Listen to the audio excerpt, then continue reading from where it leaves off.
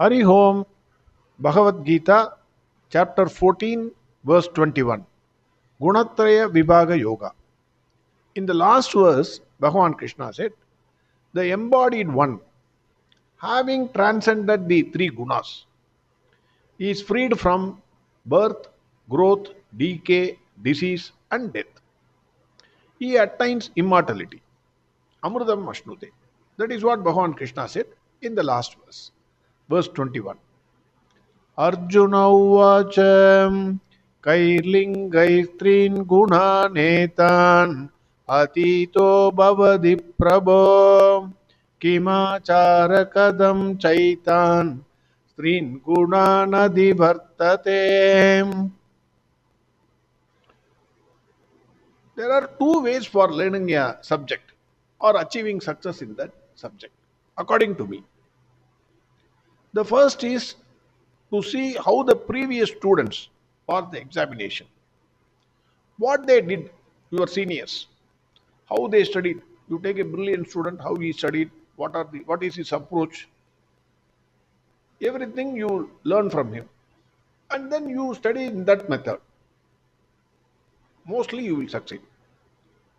The second is not leaving anything to doubt, understanding everything in that subject threadbare.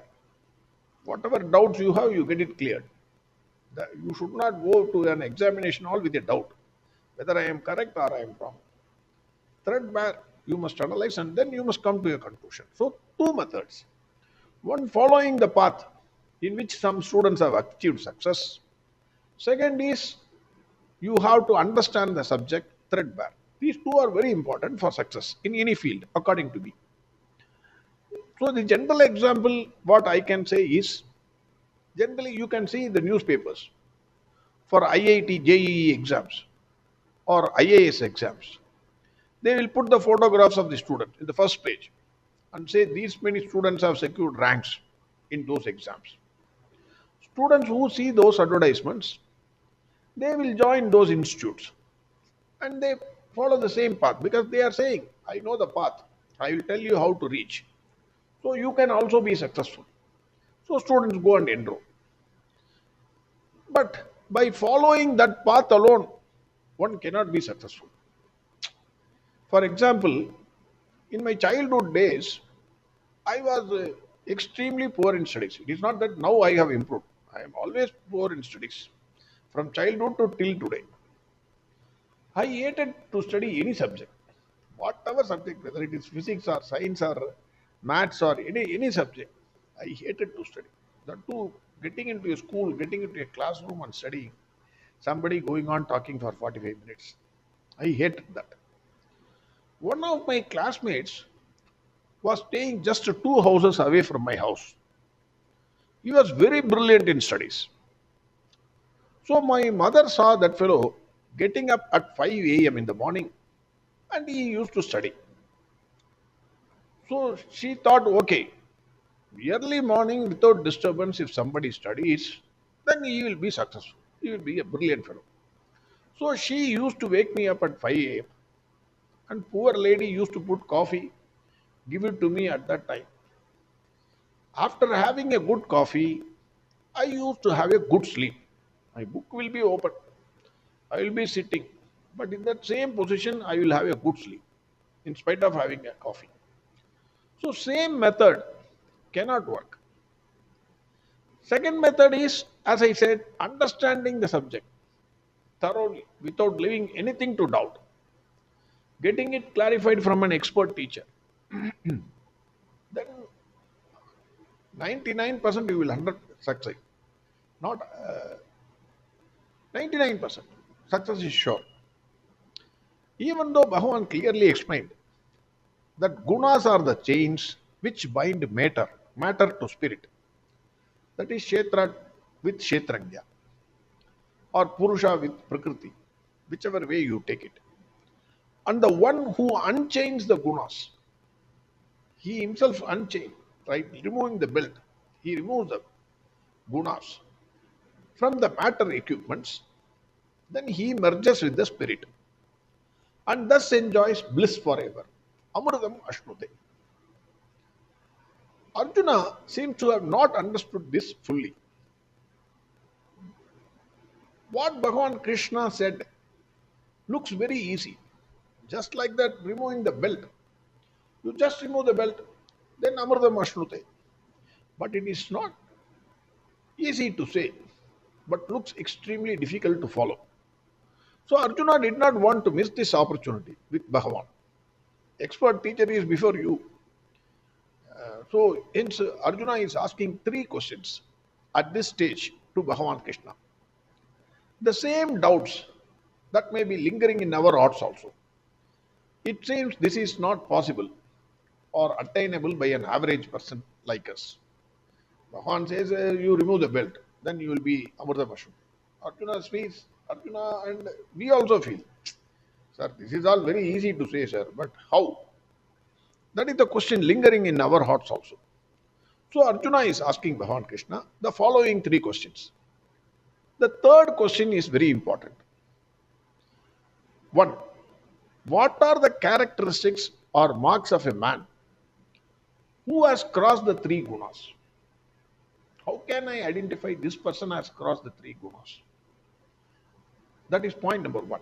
This identification is because then I will follow that path. It is not to judge a person. Oh, this fellow is acting. No, not like that. I want to follow that path.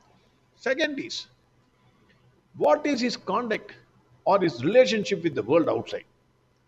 Or what is his character? Character is very important. You take any religion, the person who is, because everybody is an expert in interpreting or saying, speaking, everything. Everyone can become an expert in speaking. But what about the character? Character is very important. Conduct is important. Relationship with the world outside is important. If you miss these three, however expert you are, you will be a complete failure in religion, in spirituality. So that is why he is asking, what is his character of that person who has crossed the three gunas? That is the second question.